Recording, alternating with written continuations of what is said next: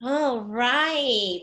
Welcome, everybody. Welcome to I Had No Idea. My name is Lily LeBuen Gillen, and I'm part of the entertainment committee here with the University Hills Homeowners Representative Board. And I am so excited for today. Um, so today we have a very special program. We are meeting lots of people who were key to the forming of our community as we know it. I've lived here 17 years now. We moved here in 2003, and my husband is faculty here. And helping us out today is Sherry Ong, who is part of the committee as well. And Sherry will be managing our Zoom waiting room. And also we have Zach Nelson who will be hosting our program for today. But really quickly, if you don't mind, just a few reminders.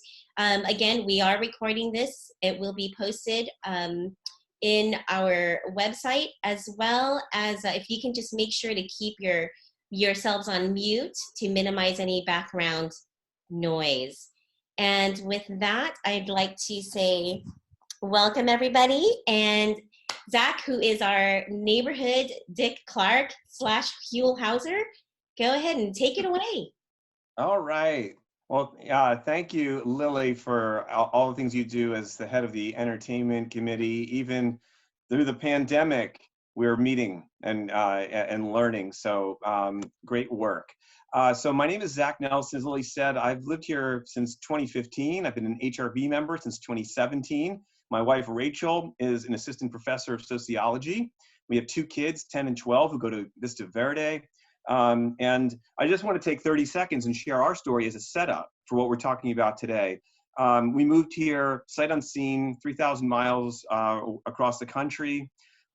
We sublet a furnished home for a couple of weeks while we waited for our apartment in Las Lomas to be ready for occupancy and for our moving truck to arrive.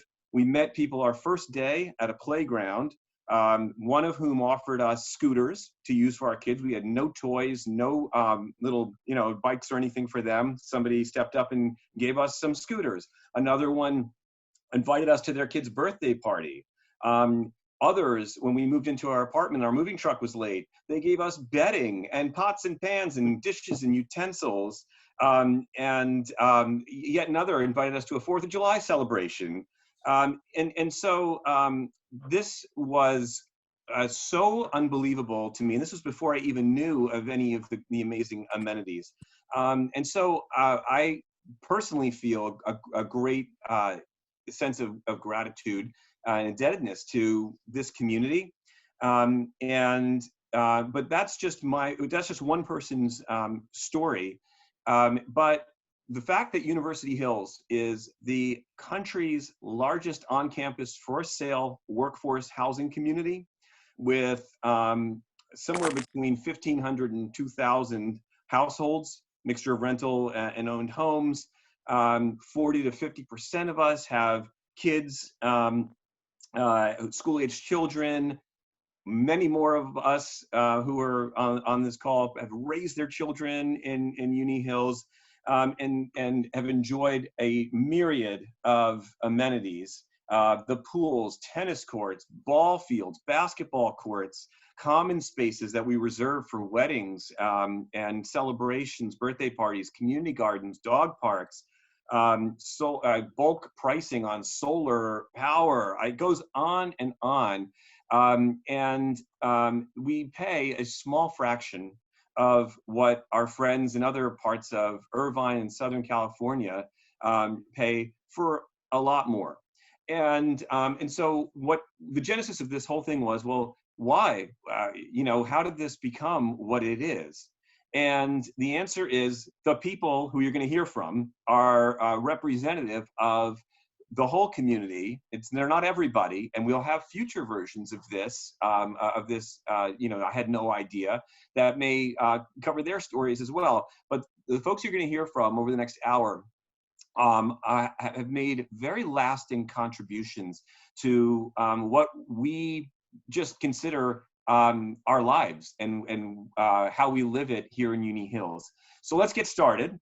What I'm going to do is I'm going to call on a few of the folks who have volunteered and ask specific questions. And we're going to then cover some topics, more general things that other people will have, stories and perspectives on that are welcome to jump in on those. And then we're going to talk with a couple of our modern pioneers and people who have done things very recently, because you don't have to be a founding father of a community or mother to be a pioneer, or to have lived here 36 years ago, as some of the folks on this session have. You can have a good idea, champion it, convince others, and roll up your sleeves and do it. So let me just now turn to our first very special guest. Dr. William Parker was our first Aisha president. He served from 1983 to 1990. He was the chair of the Aisha board from 1996 to 1998. And if any of you have walked around our community, he's the namesake of Parker Vista, which is located next to Alturas Rental Townhomes and has one of the most gorgeous views of Irvine and the surrounding hills. So I guess starting, Bill, with you, if you wouldn't mind, sharing, because you could probably take an hour to tell us everything that that you went through in helping to found the community. But if you wouldn't mind maybe zeroing in on one or two anecdotes that people might find unexpected, where things could have gone a much different way, that help us understand that Uni Hills didn't have to be what it was. So take it away. Please. Let me see where to start. Let me start from the beginning, actually. The master plan for the campus, developed by the planner, William Pereira, back in the late 60s, always envisioned a residential community on the campus. The Irvine company donated 1,000 acres for educational activities, and then the Regents purchased 500 acres for university-related activities, and that included residential housing and a research park. So if you go back to the first founding documents, a residential community was part of the original concept. So it's nothing new. Sometime in the early 80s, the executive vice chancellor, Jim McGaugh, formed a working group. I don't see anyone here who was on that working group. But it consisted of academic senate members and some administrators who tried to flesh out some of those original ideas that Bill Pereira had. Jim McGaugh asked the budget officer at the time, Jack McGurvey, to find a consultant. The campus hired a man by the name of Robert Charles Lesser, who was a real estate analyst, did feasibility studies. We brought him in, or I didn't, but campus brought him in to analyze the market for housing, pricing that would be required, and so on.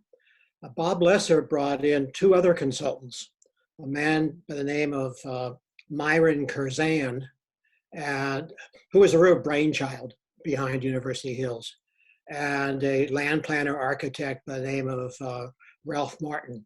So there was a brain trust that was hired back in the early 80s. And the real creative genius was Mike Curzan. He's a lawyer out of Washington, D.C. And I gained a lot of respect for lawyers working with Mike. Mike was a problem solver and a visionary. So we set out to design the framework for University Hills. The only model we had at the time was Stanford, which still has a very large faculty housing project. There's some things they didn't do right. And we learned from their mistakes, and tried to integrate them into the concept we had down here. I think there were a couple of key ingredients to make it work. One was the creation of a separate nonprofit corporation, the Irvine Campus Housing Authority.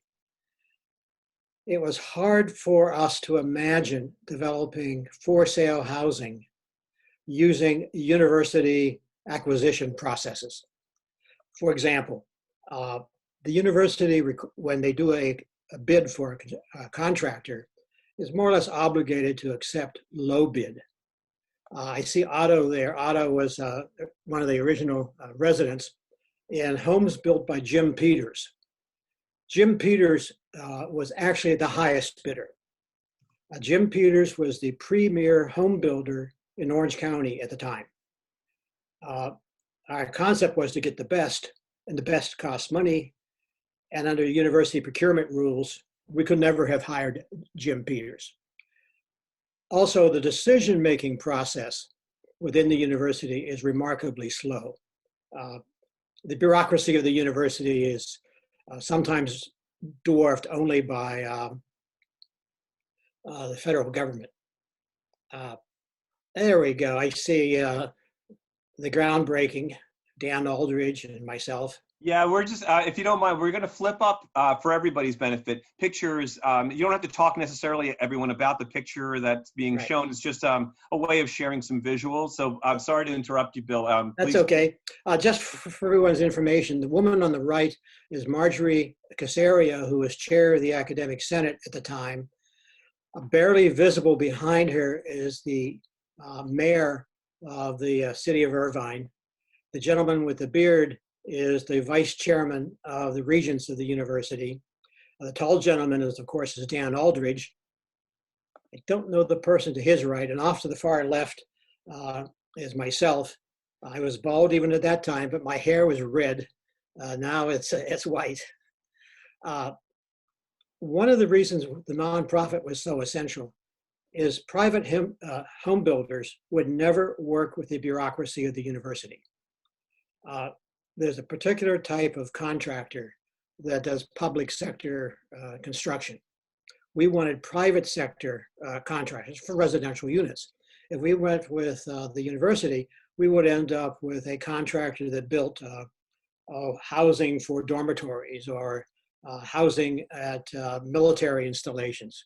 We wanted home builders, and you can only do that with a nonprofit. The other advantage of the nonprofit was the decision-making capability. I was president, as was mentioned, and I would walk the project with the field superintendent for Jim Peters. And the field superintendent would observe that something needed to be changed, or I commented that, we really should do something a little bit different in the construction. We would talk about it, and the decision-making process was a handshake. Out in the field, we would say, move this wall. Jim's field superintendent would say, that will cost about $15,000 for all the homes in the project. We shake hands, and it's done. The university process for a change is about a 3-week-long change order process. So one of the really keys to making it work was the nonprofit. Another reason for the nonprofit was to separate the roles of homeowner and landlord from homeowner and employer. When you buy a home, you buy it from the nonprofit. You don't buy it from the university. You got a problem, you go to the nonprofit. You don't go to the chancellor. We deliberately set it up so that the employer-faculty relationship was distinct and separate from the homeowner developer manager from the homeowner. So the nonprofit served several key features, and it has worked ever since. So the establishment of the nonprofit was essential. Bill? You want one more thing that was essential? Yeah. It was to have a chancellor like Dan Aldridge. Dan had several characteristics that were important. He knew when not to get involved. So for example, working with Jim, I was asked by Jim McGaw to shepherd the whole process, not just the president of ICHA, but the 2 or 3 years before the creation of ICHA. The university was going through a budget crisis, something like it is now. We spent in the early 80s $500,000 without any guarantee there would be any housing. This was before we broke ground, before we hired anybody. All the planning, all the legal work, all the design, etc.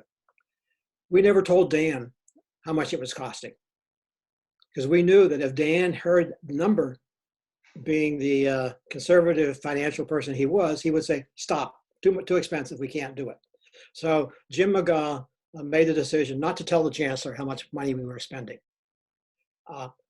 Dan worked with the community as a buffer. We talked to people like the Irvine company, Bill Lyons, another big developer, and they all said we were crazy to do faculty housing. Let the community do it. Let some developer come in and build the housing and sell it to the faculty. The advice to Dan from the community was what's being proposed and what you have up in University Hills now would never work. Dan ignored the community. Dan also knew how to work the regions, and in a very subtle way. Let me give you one example.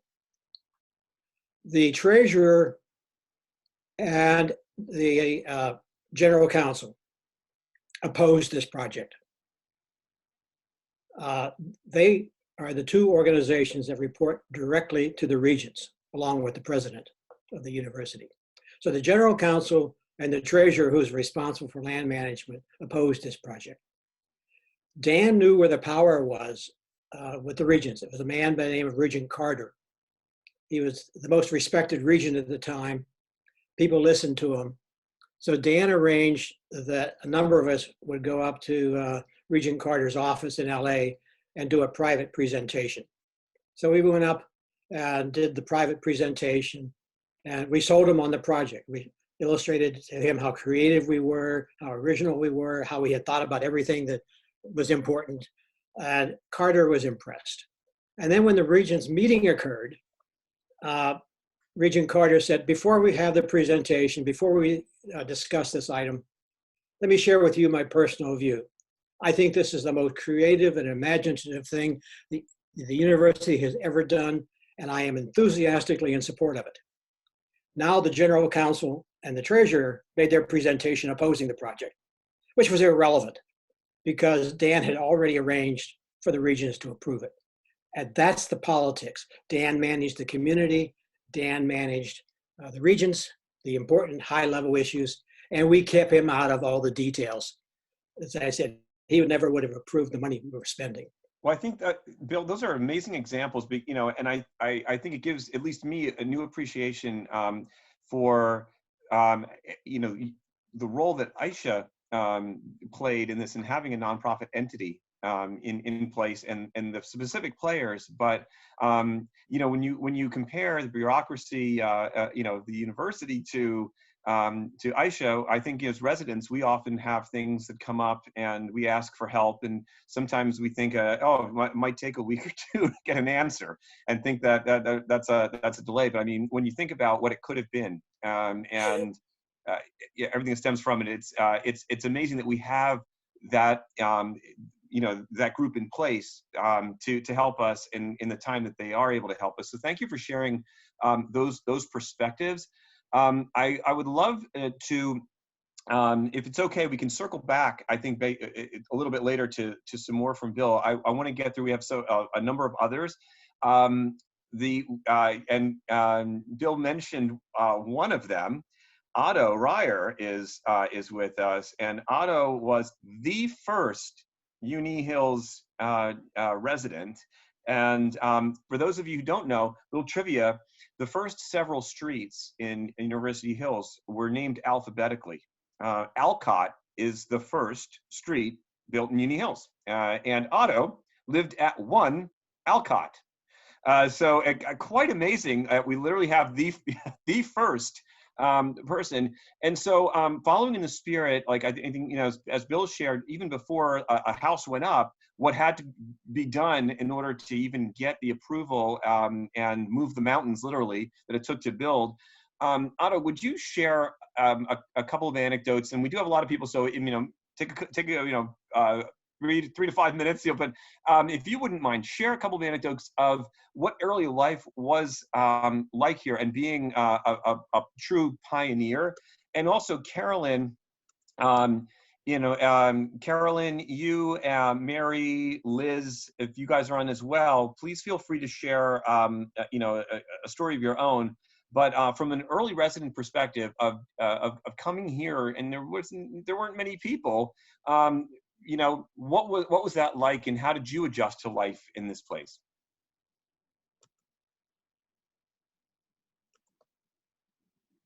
Do you want me to go first? You go for it. Okay. First of all, most people who originally bought homes in University Hills did not call it University Hills. Okay.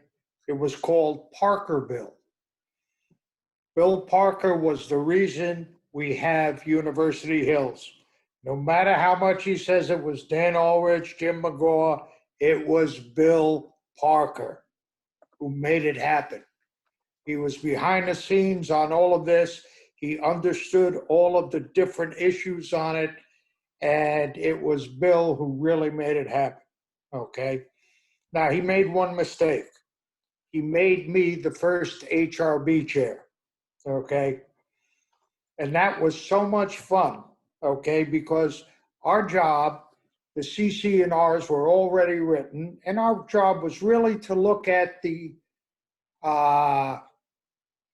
homes that were going to be built that were not part of University Hills, but were private individual homes. That's where they're up above on, right above Dickens, I think, is the first group of. They're on Lock. They're on Lock. Yeah. L-O-K. Lock and Harvey. Lock Yeah, and Lock Harvey. Yeah. Yeah. So what my job was, I was there probably maybe a year before there was anybody moving in, Bill, working with the appointed HRB people to approve the designs of the custom homes. So we spent a lot of time working on the custom homes. At some point in the future, if you want to know what that was like, I'm more than willing to tell you. Our concern as a family moving in, more than anything else, is we had a freshman high school student, and how was that going to fit in with University Hills? Well, there was the Fallons and the Sirianos and the Olins, who all had children about the same age as my daughter, and they became a gang, okay? And we were really concerned as to whether or not these kids would be able to get along and things like that. And they really became a gang of good kids who enjoyed themselves, who went to University High, all who graduated, went on to colleges and on to additional degrees. And it was a place that these students felt secure and that they could move forward in their lives. And that was absolutely wonderful. We started, to give you an idea, one day I'm driving with my wife up the hill, made a left-hand turn, and all of a sudden we're in a little Honda facing a Brahma bull. Really, a Brahma bull in front of us, about 15 yards in front of us. I made a nice smooth K-turn to go back to the house, got on the phone, called the police, told them I saw a Brahma bull on the street. The dispatcher at University Police said to me, "Is he out again?" I said, "What?" They wanted me to figure that was normal here, living in University Hills. What was the community like? Okay. Well, we started this group that a lot of people got frustrated about, which was called the Monday Night Football Group. And it included the chancellor, the provost, the basketball coach, the faculty. And what we did is every Monday night, whoever was hosting supplied the dinner, and whoever was coming had to bring whatever they wanted to drink. We normally had anywhere from 20 to 40, 45 people. We were always looking for someone who would watch the game. Nobody watched the game. The conversations were wonderful. Everybody talked about everything. And to give you an idea, once when Jack Pelterson was part of the group, and that's another story, but Jack, we were talking about the Clarence Thomas appointment to the Supreme Court. And we were sitting in the back of Henry Pontel's house discussing this. And Jack came out and listened for a little bit of discussion. And then all of a sudden, you felt you were in the classroom. Jack, being a constitutional scholar, started talking about these hearings. This is what University Hills is about. Yeah, Mary, perfect. Mary Watson was part of that group. I mean, Jack was part of it. Dennis Smith was part of it. It was really nice. But we did have TVs on, just in case you wanted to know the score. Yes, we did. We did have TVs on. We could walk in and out of people's homes. One final item, okay. Moving in as the first person, for some reason, the University Hills office never handed us any information of how to turn on the gas, how to turn on the electricity, how to get the cable on, how to get telephone on. So we're in, and the first day we're in, I'm saying, we don't have any light in the house. I said, okay, we got to do a lot of stuff. So we got the light on, we got the gas on, we got the telephone, we got the cable, we got all it done, okay. For the first night, we had light, we had everything. The next day, as people moved in, as the day turned to night, we were the only ones with light. So all of a sudden, everybody's coming to the door. How'd you get the light on? How'd you get the gas on? So what I did was I ended up putting a sheet together, okay, typing up all the phone numbers and everything like that. And people who came to the door, I handed them the sheet. Then I decided, well, let me make a big package sheet and I'll go give it to Aisha office, which was in trailers right across the street from us. And they were able to hand it out, okay? They, I think, learned very quickly, we need to figure out how to take care of the people, and they did, so that you're taken care of.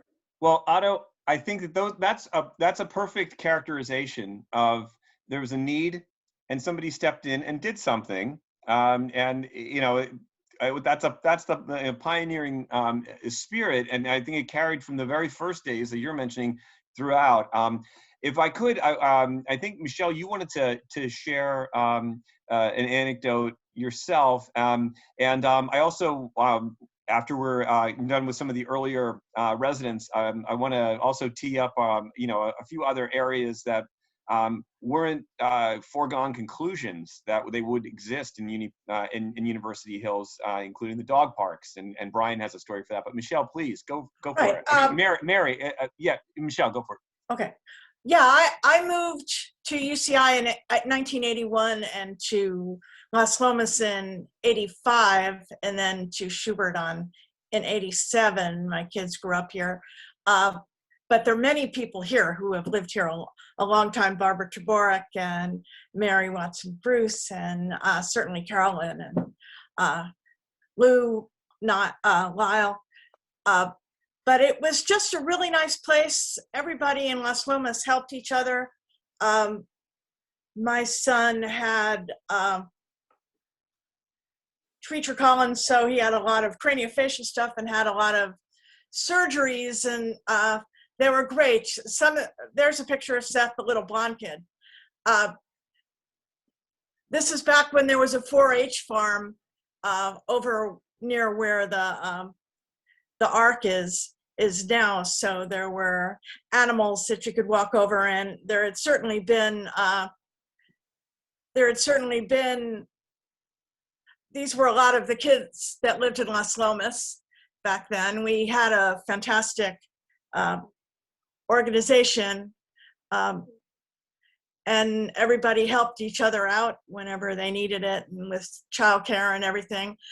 This is a picture of, we used to have these wonderful 4th of July parades where all the kids decorated their bikes and the dogs had streamers on them, and it was really wonderful. And then we had a talk at the lower pool. It was just a terrific place to live. I was on the HRB for 12 years. I was chair for a while, for 5 or 6 years. And I think it was so important to get input from all of the different constituencies, the parents, the people who wanted sporting facilities. We worked very, very hard on a community center, and Brian and Aileen ran the committee to organize the dog park, because that had been a very controversial thing. There just was a lot of input and a lot of people helping out. The community garden, Lou Forrest, Barbara Taborek did a lot of work with community safety, with getting trained for natural disasters and earthquakes or power outages or whatever. And so it just was a great place to live. So I will give somebody else a chance. Yeah, Brian, since Michelle mentioned the dog park, is there anything you wanted to add? And in particular, I think it'd be very interesting to hear that might be a surprise to everyone on this call, but there isn't always consensus in Uni Hills about things. So could you tell us a little bit about the dog park? Everybody wanted a dog park, Zach, except the people who didn't, and of course the standard "not in my backyard" bit. So just the short story is, and really one reason why I love this community, is that we, down by the lower pool, that field is a large group of us, including Michelle, would run our dogs off leash and drink beers, both of which are illegal out in a public space such as that. And people would complain, but generally people knew to stay away from the lower park at 5 o'clock, because that was wild dog time. But at one time, a man was walking down the path there, and dogs were chasing each other, and he got knocked over and injured. And that really put an end to the illegal off-leash dog park. And that was in the late 90s. And so we started a petition to, well, let's fence the place in. And in fact, the lower park or the upper park would have been a fine place to put a dog park, but the people who lived around it didn't want it. So starting in 2000, we did a petition. We got hundreds of residents to sign. We took it to Aisha. Aisha took it to HRB. It took, apparently it was a university committee, not an Aisha committee. So it took forever. So literally I had to run for the HRB, serve on the HRB two-year terms. Then we had to stack the HRB by putting my wife on it. That didn't last enough, so my partner, Alan Terciano, went on it, and then I re-ran for HRB. And literally, I'm looking at my announcement of, I'm running for the HRB again. I'm running for a dog park and to stop cutting trees down up here. And my wife's already on the HRB. If you don't like nepotism, don't vote for me. If you don't like trees, don't vote for me. And so they elected me again, and we worked with Aisha. At that point, phase 8 was being built, and we took the park, the recommendation to use that park where the present day dog park is. And literally, looking at my notes, it was like a 6-year process to go through community rule development and the legal issues. Aisha had to track down how to insure the place, how to keep it locked and safe. And I'll just add, this is actually, I literally have to go in 5 minutes, because one of the gentlemen I met when we were running around with our dogs illegally is 35 years my senior. and unable to drive now. And I'm taking him to his COVID vaccine today at the Bren Center for his first vaccine. And that's what's incredible about this community is that I met artists. You know, I'm a neuroscientist. I met artists. I met lawyers. I met people in the School of Business. I met senior citizens, and I met little kids when I didn't have a kid. And I was actually telling Lily on the side, the dog park, it took so long to build that by the time it arrived, my dog, Indiana, was fairly old, and my wife and I had a baby. Now Cameron's 15 years old. She's the baby in the opening pictures of that dog park.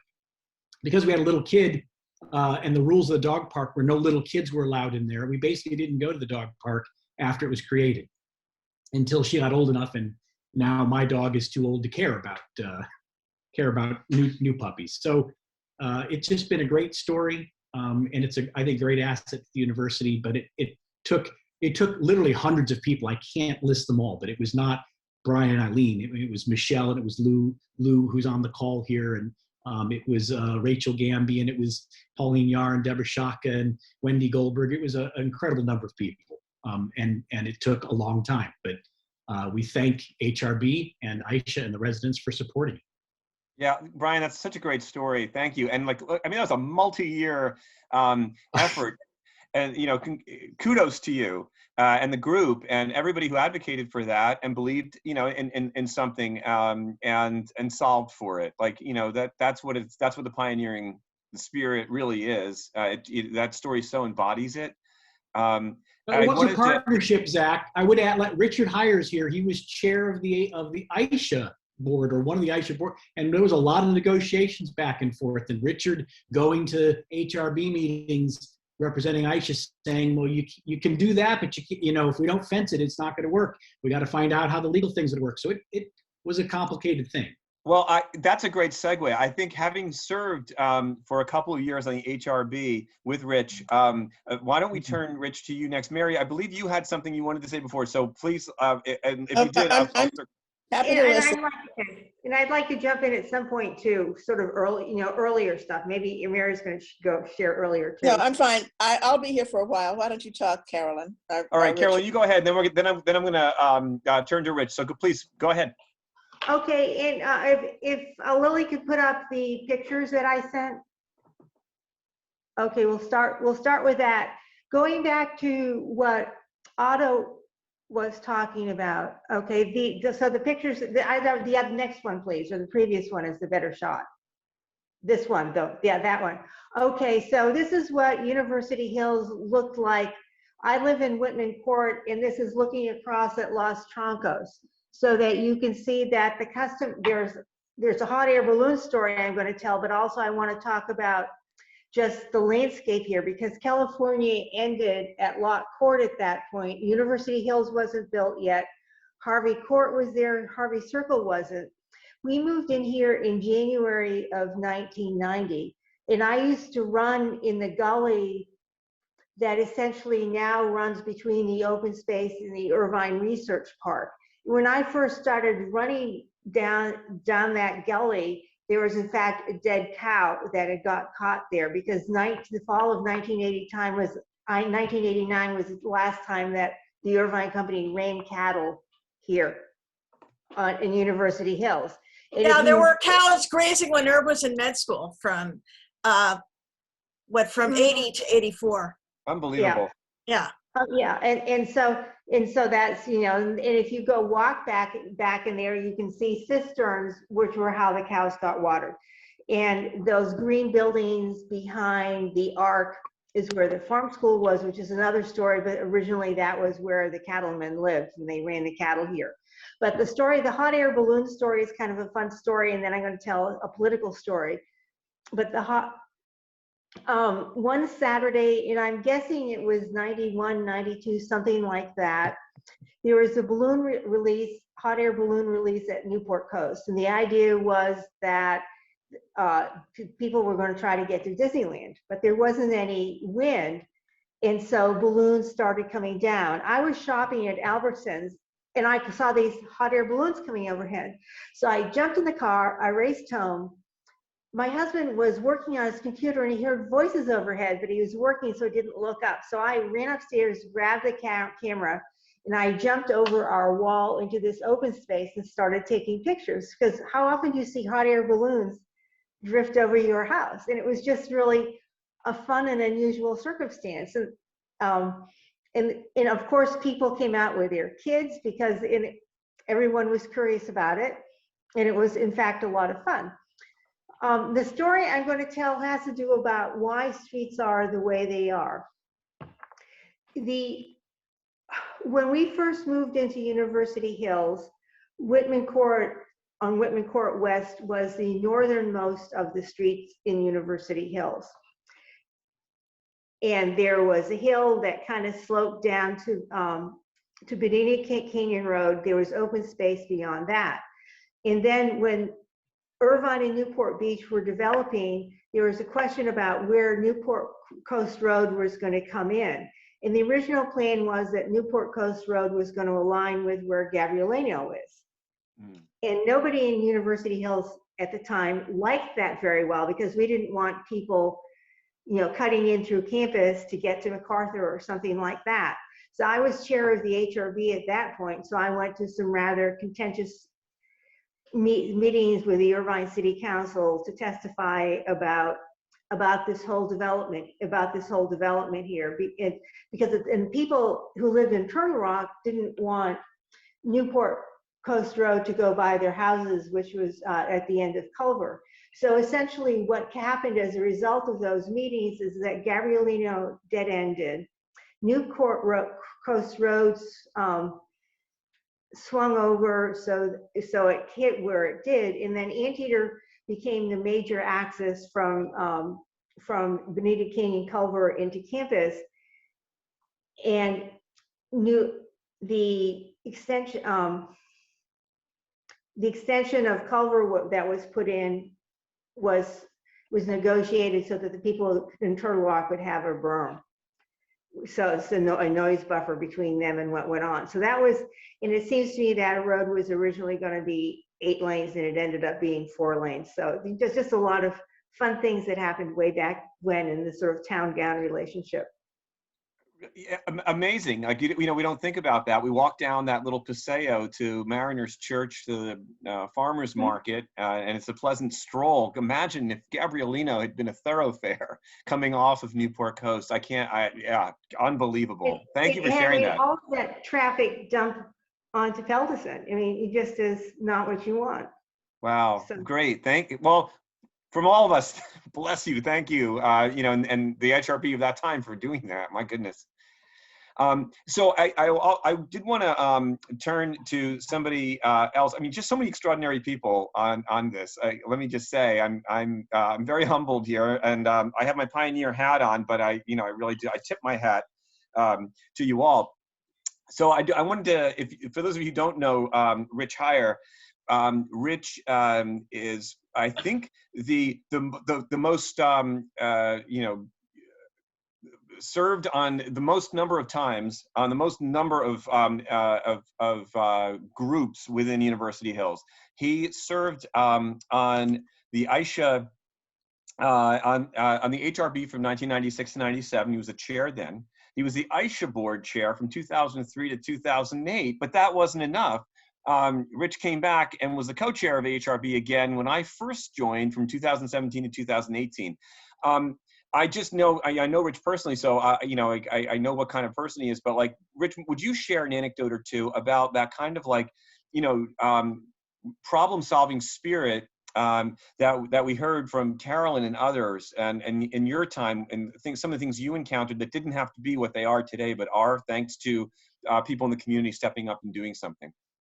Well, I'd like to start just by acknowledging Bill Parker again. Everyone who knows the real details of the history, which we barely scratched the surface of, appreciates the role that Bill played. And so I will never pass up an opportunity to publicly thank him for everything. When I became chairman of the HRB in around 1996, I think, Leon Schwartz was the president of Aisha. Bill was the chairman of the board. And Leon took me to lunch when I became chair along with Chuck Hayward, and who subsequently became president of ISHA. And they asked me what things I'd like to accomplish now that I was on the HRB and the chair. And I said the main thing would be to get the chair of the HRB invited to come to ISHA board meetings.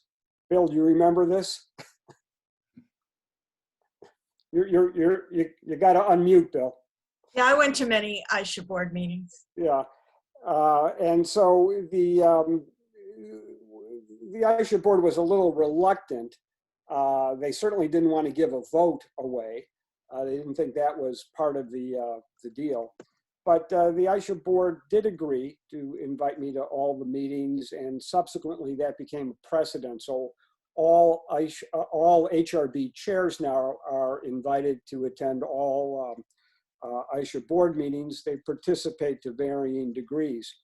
This is extremely important because up until that time, there was no real seat at the table for residents. And it was the ISHA board that really controls everything in University Hills, including management. Most people interact with management and don't necessarily appreciate the role that the ISHA board plays. But in sitting in on those meetings, whether I said anything or not, it was just a wonderful experience to watch the board work. Bill, as chair, was always so analytical and insightful and a real problem solver. He always looked for ways to say yes to things rather than always look for ways to say no to things. And between him and Leon Schwartz, who very similarly was a problem solver, I learned an awful lot. And when I became chairman of the ISHA board of directors, I had learned so much from Bill and Leon that I think I really benefited enormously from that when it came to solving problems like getting the community center built, which was not so easy. But nonetheless, the nice thing about being on the HRB and especially on the ISHA board was that there were consequences to meetings and consequences to decisions. So you'd have some discussion, you'd have a decision, and houses would get built. And this was much different from any committee I had ever served on in the university. Yeah, you really feel the impact of your work. And I think you touched on the community center as an example of something that is such an amazing resource. You know, and for anybody who's ever taken a yoga class, you know, seen a movie screened there, held a birthday party or an event, it's such a central resource for us. And, you know, the fact that, I know unfortunately we don't have time to get into the details of why it wasn't easy, but the fact that, you know, these things that we are just part of our lives and we take for granted required a lot of effort on a lot of people's parts. So thank you for your role in that, Rich. Really appreciate it. And Mary, did you want to say something? Yeah, I just wanted to talk about some of the changes that have gone on since we moved here.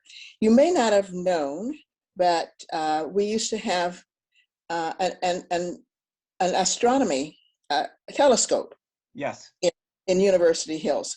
And I remember when we first moved here, we could walk up the hill and look at Mars. So those of you who are new may not have known that that existed. Now, you probably know what replaced it, but I think it was Wharton and and near the community center, that area, replaced our observatory. Mm-hmm. And I also wanted to talk about how some things change and some things remain the same. Right now, I live on Blake, that's the 2nd Street. So where the university owns only the apartments in Los Lobos, nothing else. And Bill talked about how difficult it was to get the university to move, like moving the Titanic. So we've been on Blake Court knowledgeable about the fact that Los Lomas is going to be destroyed. They've moved everyone out. We were told that the destruction will happen in September of last year. We're still waiting. While the university's machinery continues to happen, those 90 homes are not being built, and the apartments have not been destroyed. So thank you for Aisha, Bill. Thank you for the idea of Aisha, because without it, we may still be waiting for housing. Yes. Yeah, that's a great testimony to the efficiency. I mean, you know, the fact that Bill was made the president in 1983. I think they had groundbreaking in 1984, and the homes were ready in 1985. Right. About or thereabouts, right? Yeah. Yeah, I moved in July of '95, right after Otto did on the next street up. Yeah. But also at that time, because we were here, living in University Hills and a part of the Irvine community, our children were in school. We went to the religious communities here. We were a large part, becoming a part of the Irvine family. This was another Irvine community. When other nonprofits were developed in Irvine, the university was asked often to have a representative on those nonprofits. Now, I'm a gerontologist, and I remember when UCI-MC had a bus that came through University Hills, and I could get, you remember this, Michelle, that I could get on the bus right, half a block from my home and ride all the way to Orange, to my office at the medical center. Mm. And that doesn't exist anymore, but it was there for a short time. And it was great at 5 in the morning if you're a woman having to get up and go to the end of your block. It was very safe here in University Hills to get on that shuttle and end up in Orange. That was part of it. But also, I lived 3 doors down from Bob Newcomb. Bob Newcomb was the founder of the American Statistical Association. And also, and I taught medical statistics with him for a while. But he was also the founder of the volleyball team here. And hey, we had national championships here. And now his home is Volleyball House. The current coach lives there. We get to see all the players. It's become a place for all of the volleyball students. The parents come, and they end up at the house 2 doors down from my home. So it's a building tradition. But Bob was invited to be on a board in Irvine that built housing. And the story of nonprofit housing in Irvine is very, we won't talk about that because that's another story. The city had to be sued. But because of that board, Bob says, we only own old seniors facilities. Mary, why don't you serve on that board? Well, that was 1986. And now I am still on that board. I was president for 20 years. We own Darien Park and other low-income housing here in Irvine, but it was because of living in University Hills and being that representative from UCI that we still have a say in some of the low-income and moderate-income housing here in Irvine. That's all I wanted to talk about. Thank you so much for sharing that. Yeah, bravo. And again, just another example of the impact that we can have if we believe in something. And I think we're going to come up on the hour soon. But before we do, I wanted to share one other person with you as an example of a modern, not that anybody on this phone is not modern, but like of a recent pioneer, because nothing ever stops. Like we heard from the beginnings from, in Bill's story, and Otto's experience, and on through others, Michelle, Rich, Carolyn, etc. But these things we always have a need to do better, to do more, to enhance. And we have people in our community who have the same pioneering spirit as many of the others who have shared so far. I want to introduce Reza Khalil for a second. Reza is the founder or co-founder of the Narwhal swim team, and talk about, something that was, we have 130 kids in the last season, I don't know, who are participating in this thing. It's beloved by the community, but wasn't always so. It wasn't a foregone conclusion that swim team would exist or be permitted to use our pools. Reza, can you share your experience? Sure. Hi, everybody. First of all, I want to thank all the, I will call them veteran pioneers who paved the road for us. I came to University Hills at 2015, and we created the swim team in 2017. I don't think it would have been even remotely possible if these pioneers didn't start it back then. What the plan was, to create a pool that actually can host a stream meet in regulation of ISL, which is the Irvine Stream League. So I thank all the pioneers. I thank Aisha, HRB to kind of come together and actually create a pool that enable us to have a team such as having, as you said, 130 kids.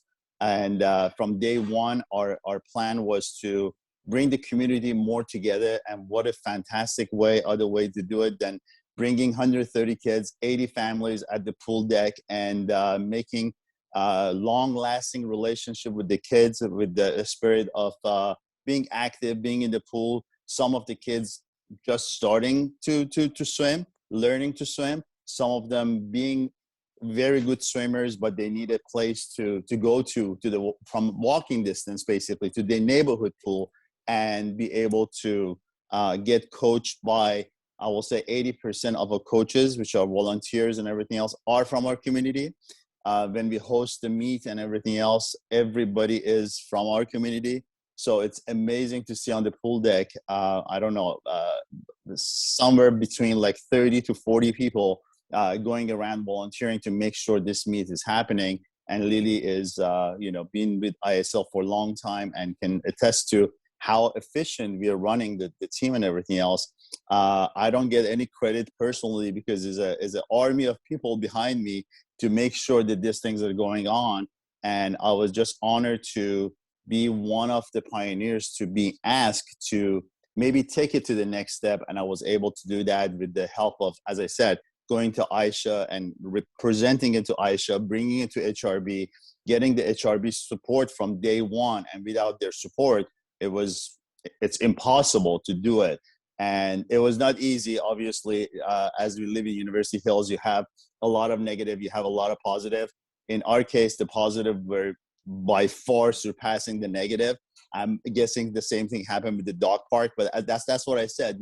You pioneers paved the road for us to be able to get more things done going forward and down the road. So I really appreciate all the helps and everything that you did in the past. So I appreciate for having a voice in this panel, and I really appreciate all of you guys. Thank you.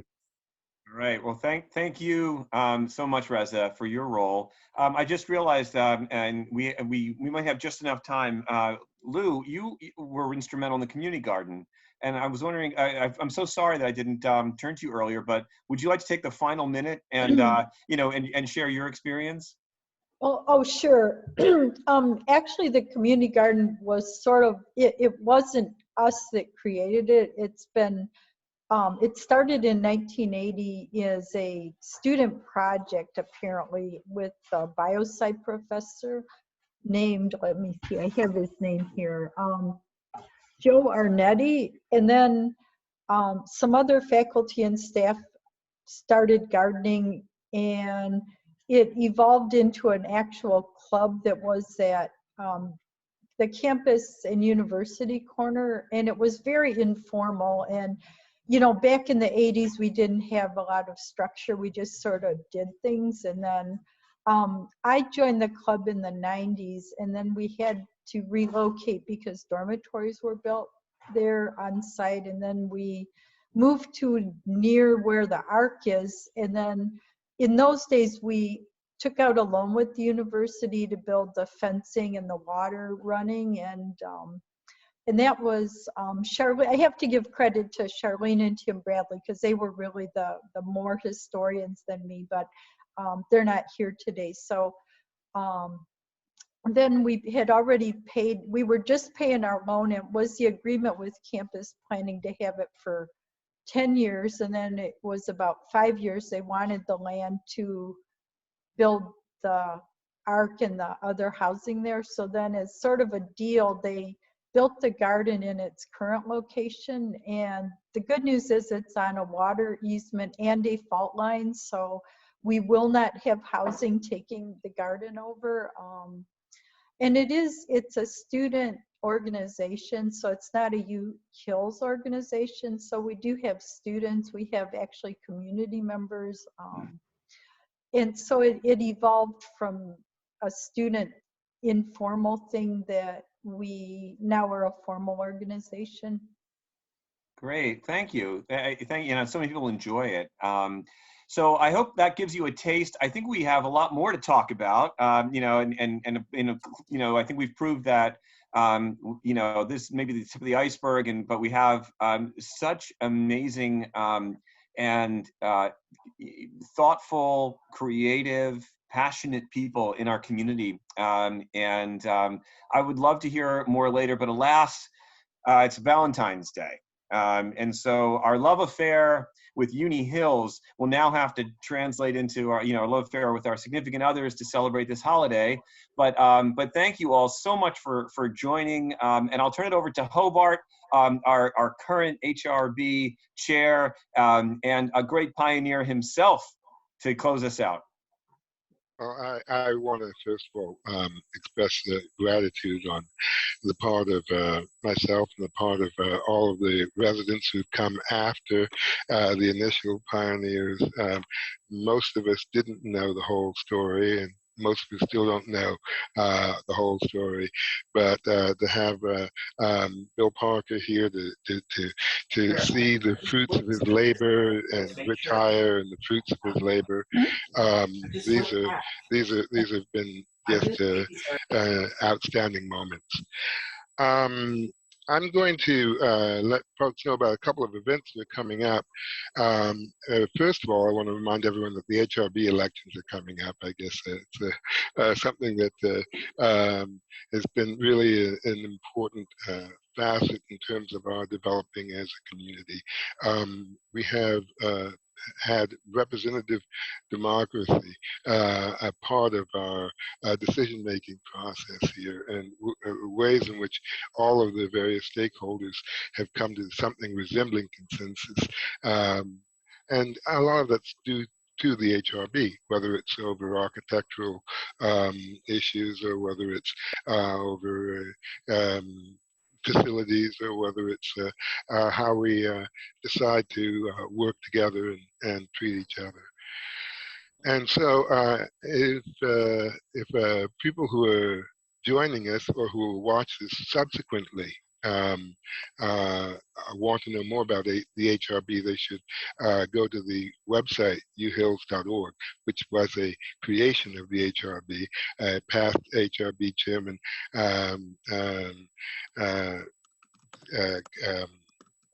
worked so hard on building it. And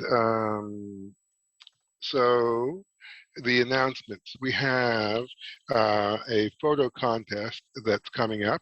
It's going to be, starts today and it ends on May 15th.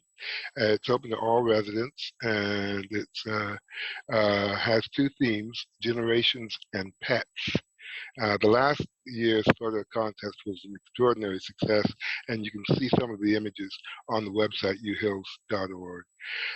And then the other announcement is about the Community Safety and Diversity Working Group has a book club, and they're going to have a discussion on the book, The Narrative of the Life of Frederick Douglass, the brief pamphlet that revolutionized the attitudes of Americans towards slavery.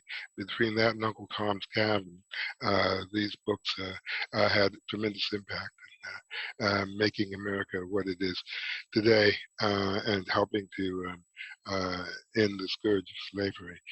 So that's going to be on February 28th between 6 and 7:30 committee, and it'll be moderated by a distinguished University Hills professor, the historian, and I'm sorry, Jessica Millward. Jessica Millward. Yes, thank you, Jessica Millward. So those are the events that are coming up. I want to thank everyone again so much for coming. And without you, there would be no here. So you've made a here here. Thank you.